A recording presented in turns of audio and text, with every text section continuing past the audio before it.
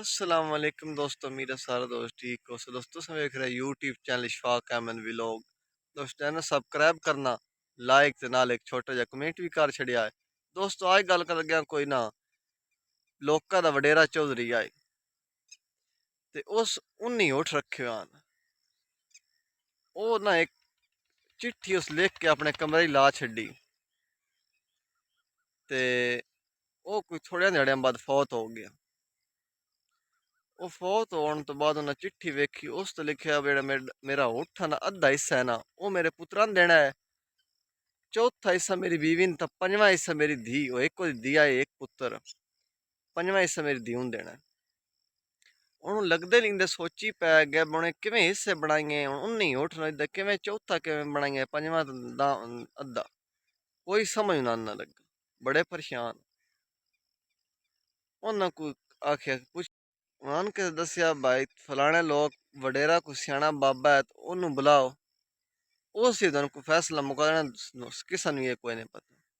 ਉਹ ਗਏ, ਉਹਦੇ ਕੋਲ ਗਏ, ਉਹ ਆਇਆ, ਉਸ ਆਖਿਆ ਮੇਰੇ ਵੀ ਸਮਝ ਤੋਂ ਬਾਹਰ। ਉਹ ਆਖਣ ਬਾਬੇ ਐ ਸਨ ਤਾਂ ਯੱਬਨ ਪਾ ਛੜਿਆ, ਇਹ ਹਿੱਸੇ ਬਣਾਉਣ ਵਾਲਾ ਕੰਮ। ਉਹ ਖੈਰ ਨਾ ਦੱਸਿਆ ਇੱਕ ਹੋਰ ਹੀ ਲੋਕ ਹੈ, ਕੋਈ ਉਮੀਦ ਹੈ ਬੱਲਾ ਦੇ ਕੋਲ ਮੁਕਾ ਲਈ ਸੀ, ਬੰਦਾ ਸਮਝਦਾਰ ਆ ਤਾਂ ਪਰਿਆ ਵੀ ਉਹ ਬੰਦਾ ਮੁਕਾ ਸਕਦਾ ਜਿਹਨੂੰ ਕੋਈ ਚਾਰ ਆਨੇ ਕੋਲੇ ਹੀ ਪਾਉਣੇ ਪਾਉਣ ਨਾ, ਤਾਂ ਕੋਈ ਨਹੀਂ ਖੈਰ ਮੇਰਾ। ਜਿਸ ਆਖਣਾ ਸਿਰਫ ਪਰੇ ਮੁਕਾਉਣੀ ਹੈ, ਕੋਲੋਂ ਕੋਈ ਦਵਾਨੀ ਲਾਉਣੀ, ਉਹ ਵੱਧ ਪਰੇ ਨਹੀਂ ਮੁਕਾ ਸਕਦਾ। ਉਹ ਖੈਰ ਉਸ ਬਾਬੇ ਕੋਲ ਗਏ, ਉਹਨਾਂ ਬਾਬੇ ਨੂੰ ਗੱਲਬਾਤ ਸਾਰੀ ਦੱਸੀ, ਵਾਕਿਆ ਪੂਰਾ ਸਮਝਾਉਣਾ। ਹੋ ਸਕੇ ਠੀਕ, ਬਾਬੇ ਕੋਈ ਟਾਈਮ ਲਿਆ, ਮੈਂ ਫਲਾਣੇ ਦਿਹਾੜੇ ਆਵੇ ਸੀ।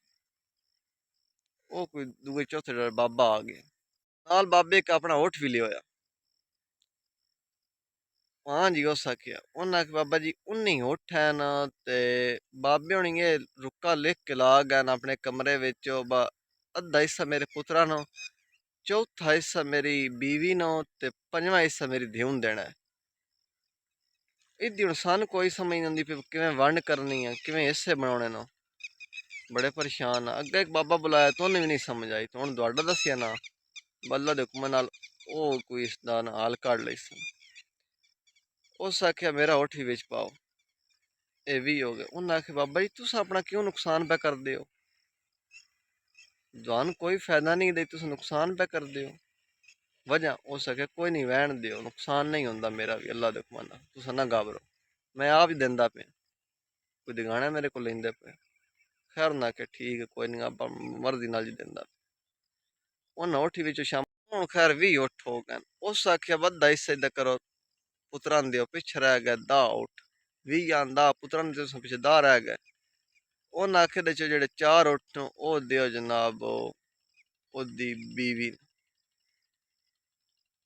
पंजवां जेड़ा हिस्सा है ना 5 उठ दियो ओदी ध्यू न। ये हो गए 19। एक उठ उस अपना खोल ले, सके मेरा हो गया, हो सके काम बराबर हो गया। हो सके पुत्रों गल ये होंदी आ, किसा दा फायदा करन नाल, किसा दा भला करन नाल नुकसान नहीं होंदा, किसा नेकी करन नाल नुकसान नहीं होंदा। ठीक है, ओदा उठ बच गया, थोड़े अकल करन नाल थोड़ा सोच लियो उस, ठीक है। ते उन्हां दी कहानी मुक गई, बड़े परेशान हो, हर बंदे को पुछन, किसा ने कोई ना समझ लगे। सियाने बनिया ना वो अपने को 4 आने ला छड़े, लेकिन आदन अगले का फायदा हो बन जा, लेकिन उनका फायदा हो गया। किसा घर नहीं त्रैवे घर राजी पाजी। उस बाद आख्या, उस आख्या हुण इधे मेरा उठ बच गया, अकल कर रहा, ते उन्हां काम भी ठीक हो गया। इसी तरह अगर तुसा किसा नेकी करसो, नेकी करन नाल नुकसान नहीं होंदा, कतन भी नहीं सोचना किसी फलाने बंदे नेकी चाड़ी तो साडा नुकसान होवे ना, नहीं ये कतन नहीं सोचना। ठीक है, नेकी करन नाल बंदे तो अल्लाह ताला ही बड़ा खुश होंदा। हसदे रवो ते वसदे रवो ते निक्कियां गल्लां दस